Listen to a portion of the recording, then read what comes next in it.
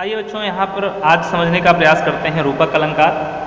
व्याकरण के इस खंड में आज रूपक अलंकार अर्थालंकार का दूसरा अलंकार हम पढ़ने जा रहे हैं। रूपक अलंकार किसे कहते हैं? उपमेय में उपमेय, उपमान, साधारण, धर्म, वाचक आप पिछले वीडियो में आप पढ़ चुके हैं, जान चुके हैं कि जिससे हो समानता, जिसकी हो समानता, जिस गुण की समानता, जिस शब्द से समानता। वहाँ पर आपको हमने बताया था एक कविता के माध्यम से भी, एक वैसे भी बताया था। दोनों में से कोई भी तरीका आप समझ जाइए, ठीक है, तो आपके लिए आसान हो जाएगा। आइए यहाँ हम रूपक अलंकार को समझने का प्रयास करते हैं। रूपक अलंकार, जहाँ पर परिभाषा हम लिखते हैं, जहाँ पर उपमेय में उपमान का भेद रहित आरोप हो, वहां रूपक अलंकार होता है। अर्थात कहने का मतलब ये, अर्थात उपमेय को उपमान मान लिया जाए या फिर उपमान को ही उपमेय, यानी दोनों में कोई अंतर नहीं होता है। यानी जहाँ उपमेय में उपमान का भेद रहित आरोप हो वहाँ उपमालंकार होता है, रूपक अलंकार होता है। यानी कहने का तात्पर्य है कि उपमेय को चाहे उपमान मान लिया जाए या फिर उपमान को उपमेय मान लिया जाए, बात एक ही होता है, ठीक है। जैसे उदाहरण के द्वारा हम समझने का प्रयास करते हैं। जैसे इंटर के कोर्स में ही है कि बीती विभावरी जागरी, अंबर पनघट में डुबो रही, तारा घट ऊषा नागरी। उदाहरण लिखते हैं, बीती विभावरी जागरी, देखिए, अंबर पनघट में डुबो रही, तारा घट ऊषा नागरी। अब इसमें हम रूपक अलंकार खोजने का प्रयास करते हैं। रूपक अलंकार कैसे हुआ? अब यहाँ पर है, एक सखी दूसरी सखी प्रसाद के शब्दों में कह रही है, प्रसाद जी का पंक्तियाँ हैं ये, कि बीती विभावरी जागरी, हे सखी देखो रात बीत गई है, यह तुम्हारे सोने का उचित समय नहीं है, अतः तू जागरी, अतः तू जाग जा। देखो अंबर पनघट में, देखो अंबर रूपी पनघट में डुबो रही है कौन? तारा घट ऊषा नागरी, ऊषा रूपी नायिका तारा रूपी घड़े या तारे नक्षत्र रूपी घड़े को डुबो रही है। कहाँ? अंबर रूपी पनघट में, ठीक है। अब इसको समझ लिए, अंबर पनघट, तारा घट, ऊषा नागरी, यहाँ पर तीन जगह, यानी एक ही पंक्ति में तीन जगह रूपक अलंकार का प्रयोग किया गया है। इस तरह से तीन जगह एक ही अलंकार का प्रयोग किया गया है, मतलब रूपक अलंकार का ही प्रयोग किया गया है यहाँ पर। अब कैसे? देखिए, पनघट रूपी अंबर में या अंबर रूपी पनघट में, यहाँ हमने कहा उपमेय को चाहे उपमान मान ले चाहे उपमान को उपमेय मान ले, यानी दोनों में अभेद रूपी भेद रहित आरोप हो, यानी दोनों में अभेद नहीं होना चाहिए। चाहे उपमेय को उपमान माना जाए, चाहे उसका तुलना उससे की जाए, चाहे उसकी तुलना उससे की जाए, बात एक ही होती है। तो अंबर रूपी पनघट में या पनघट रूपी अंबर में, अब इसका अर्थ दूसरा तरह हम बताते हैं कि हे सखी देखो यह सोने का उचित समय नहीं है, इसलिए तू जाग जा। देखो ऊषा रूपी नायिका पनघट रूपी आकाश में घड़े रूपी तारे, घट रूपी या घड़े रूपी तारे या नक्षत्र को डुबो रही है, या ऊषा रूपी नायिका अंबर रूपी पनघट में, अंबर रूपी पनघट में तारा अथवा नक्षत्र रूपी घड़े को डुबो रही है, बात एक ही है दोनों में, ठीक है। दूसरा उदाहरण हम देखते हैं, चरण कमल बंदो हरिराई, चरण कमल बंदो हरि राई।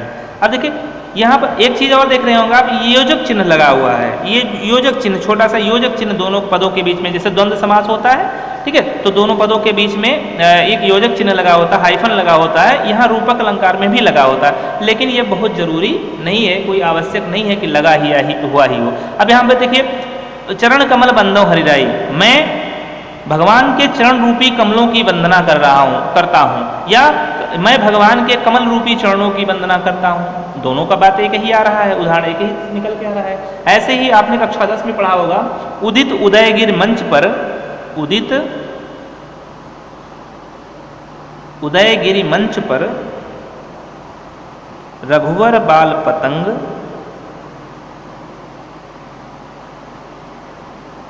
बिगसे संत सरोज सब, बिगसे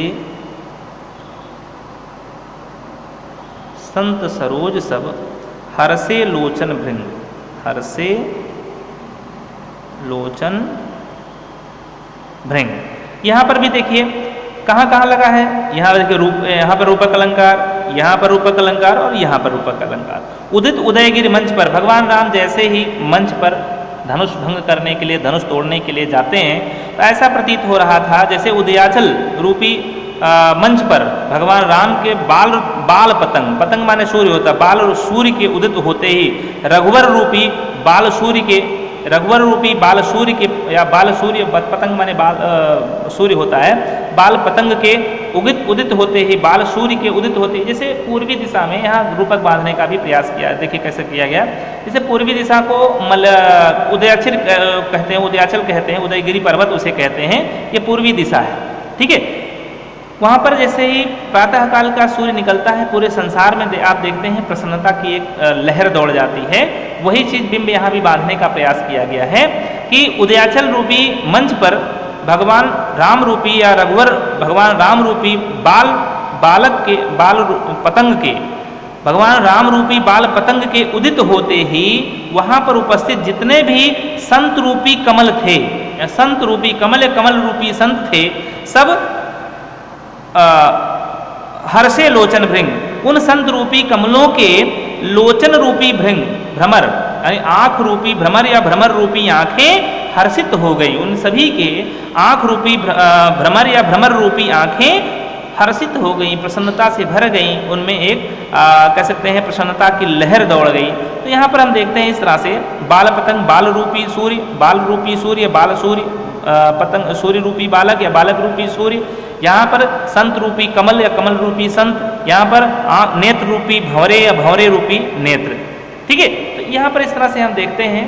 तो आप यहाँ पर तीनों उदाहरणों में और भी बहुत से उदाहरण आपको मिल जाएंगे कि रनित भृंग घंटावली झरति दान मधुनीर, मंद मंद आवत चलो कुंज रुकंज समीर। तो इस तरह से आप देखेंगे कि भृंग और घंटावली में, मधुनीर में आप यहाँ पर रूपक अलंकार पा जाएंगे। अब यहाँ पर हम समझने का प्रयास करते हैं कि वाचक क्या है, कैसे हम इसको पहचानेंगे कि यहाँ पर रूपक अलंकार है, कहाँ पर क्या है। देखिए जब हम विग्रह करते हैं, विस्तार करते हैं इसका, तो वहाँ पर हम दोनों पदों के बीच में रूपी शब्द पाते हैं, रूपी शब्द पाते हैं, रूपी शब्द आपको मिलेगा, ठीक है। दोनों में कह सकते हैं अभेद रूपी आरोप करने के लिए, दोनों में अंतर को समाप्त करने के लिए रूपी शब्द आपको जोड़ना पड़ेगा। यहाँ पर आपको मिलेगा रूपी शब्द, ठीक है। आइए यहीं पर हम बात करते हैं उत्प्रेक्षा की। उत्प्रेक्षा अलंकार ये क्या चीज़ है, अब इसको हम समझने का प्रयास करते हैं। जहाँ परिभाषा ये है कि जहाँ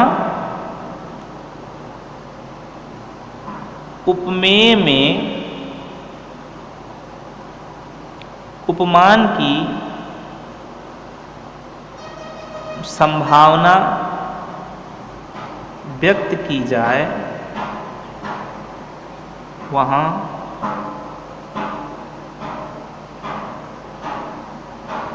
उत्प्रेक्षा अलंकार होता है, ठीक। जहाँ उपमेय में उपमान की संभावना व्यक्त की जाए, ये ध्यान देने की बात है, संभावना व्यक्त की जाए, ठीक है, तो वहाँ पर उपमेय अलंकार होता है। अब संभावना कैसे व्यक्त की जाएगी, ये संभावना कैसे व्यक्त की जाएगी, अर्थात इसका वाचक शब्द क्या होता है, यही हम बता देते हैं ताकि आप तुरंत अलंकार को पहचान लेना है। क्या होता है, देखिए यानी कविता की जिस पंक्ति में क्या नाम नहीं, ये मनु मानो मानहु, जनु, जानो, जानहु, मनु मानो मानहु, जनु जानो जानहु, ज्यों, मकु, इव इत्यादि आदि। यानी कविता की पंक्ति में जहाँ पर मनु मानो मानहु, जनु जानो जानहु, ज्यों, मकु, इव आदि शब्द मिल जाएं, वहाँ पर उत्प्रेक्षा अलंकार होता है, वहाँ पर उत्प्रेक्षा अलंकार पाया जाता है। अब उदाहरण हम सब उदाहरण से समझने का प्रयास करते हैं। जैसे सोहत ओढ़े पीतपट, ये बड़ा प्रसिद्ध उदाहरण है उत्प्रेक्षा का। सोहत ओढ़े पीतपट, श्याम सलोने गात,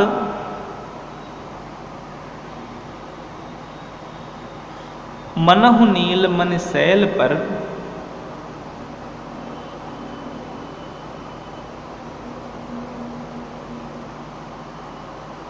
आतप पर्यो प्रभात।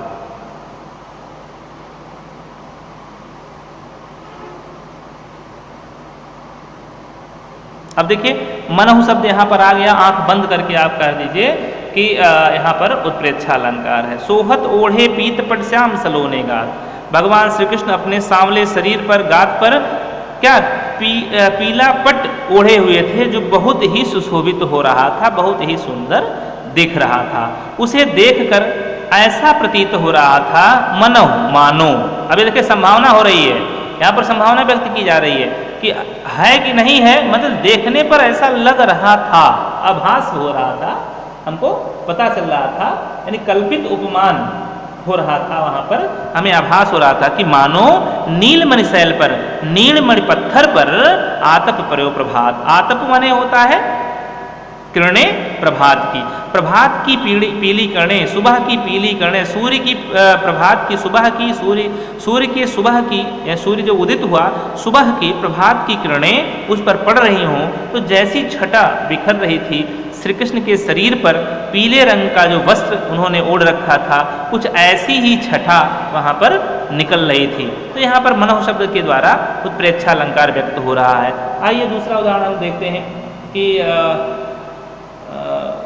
मकराकृत गोपाल के सोहत कुंडल कान। मकराकृत गोपाल के सोहत कुंडल कान, ये भी बिहारी का दोहा है। धर्यो मनो हिय घर समरु, धर्यो मनो हिय घर समरु, ड्योढ़ी लसत निशान।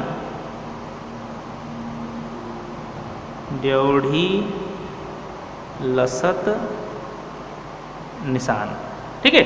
यानी इसका अर्थ है होता है कि भगवान श्री कृष्ण ने अपने कानों में जो मछली की आकृति के कुंडल पहन रखे थे, वो जो उनके कह सकते हैं कान के पास हिल रहे थे, उन्हें देखकर ऐसा प्रतीत हो रहा था कि मानो, मनो, मानो, यहाँ पर मनो शब्द आया हुआ है, ठीक है।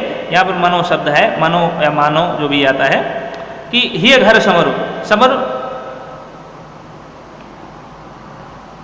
कि मानो उनके कह सकते हैं हृदय रूपी घर को, हृदय रूपी देश को कामदेव ने विजित कर लिया हो, जीत लिया हो, उन पर अधिकार कर लिया हो, और उनके निशान, ड्योढ़ी लसत निशान, उनके निशान, ये जो कुंडल हैं उनके निशान उनके ड्योढ़ी पर, ड्योढ़ी आप जानते हैं दरवाजे के बाहरी, मेन दरवाजे के बाहरी का हिस्सा होता है, ड्योढ़ी लसत निशान, और ये कुंडल ड्योढ़ी पर उनके निशान के रूप में ही फहरा रहे हैं।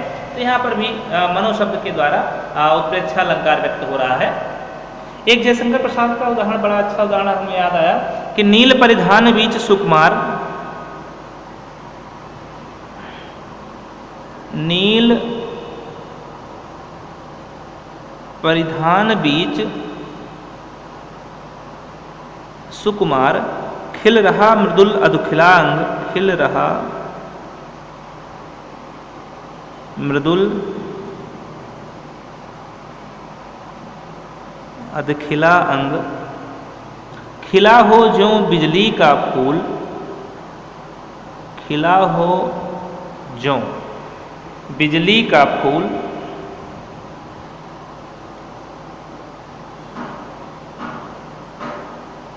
बिजली का फूल, मेघ बन बीच गुलाबी रंग, मेघ बन बीच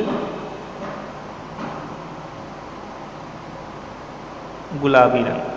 अब प्रसाद जिसने पढ़ा है वो समझ गए होंगे। यहाँ पर देखिए ज्यों शब्द आया है, यहाँ पर हमने बताया था ज्यों शब्द जहाँ पर पा जाएंगे वो प्रेक्षा अलंकार वहाँ पे होता है। ज्यों शब्द आया है। नील परिधान बीच सुकुमार, यानी यहाँ पर कामायनी ने, श्रद्धा ने नीले रंग की साड़ी पहन रखी थी जिसमें से कहीं कहीं से उसका गोरा अंग दिखाई पड़ रहा था। ठीक है, तो वह जो अंग दिखाई पड़ रहा था, प्रसाद ने यहाँ पर श्रृंगार भी है, यहाँ पर रस भरा हुआ है। खिल रहा मृदुल अधखिला, आधा खिला हुआ, आधा जो दिखता हुआ अंग था, ऐसा लग रहा था कि वह खिला हुआ, वो दिखाई पड़ रहा था जो अधखुला, मृदुल अध, खिल रहा मृदुल अधखुला, खिला नहीं खुला, अधखुला अंग। ठीक है, आधा खुला हुआ अंग जो दिखाई दे रहा था बहुत ही खिल रहा था। उसे देखकर ऐसा प्रतीत हो रहा था मानो ज्यों खिला हो ज्यों बिजली का फूल, उसे देखकर ऐसा प्रतीत हो रहा था मानो कि मेघ बन बीच, आकाश रूपी या मेघ रूपी बन के बीच में गुलाबी रंगत लिए हुए कोई बिजली का फूल खिला हुआ हो। ठीक है, क्या लिख रहा था कि वह ऐसे दिखाई पड़ रहा, खुला हुआ अंग, नीली परिधान में, नीली साड़ी में, श्रद्धा का आधा खुला हुआ अंग इस तरह से खिल रहा था, दिखाई पड़ रहा था जैसे मेघ रूपी वन में, वन रूपी मेघ या मेघ रूपी वन में, यहाँ पर रूपक अलंकार में मेघ वन बीच गुलाबी रंग, आकाश रूपी या वन रूपी मेघ रूपी वन में गुलाबी रंगत लिए हुए कोई बिजली का फूल खिला हुआ हो। तो यहाँ भी आप देख रहे हैं बच्चों कि उत्प्रेक्षा अलंकार इस तरह से पाया जा रहा है।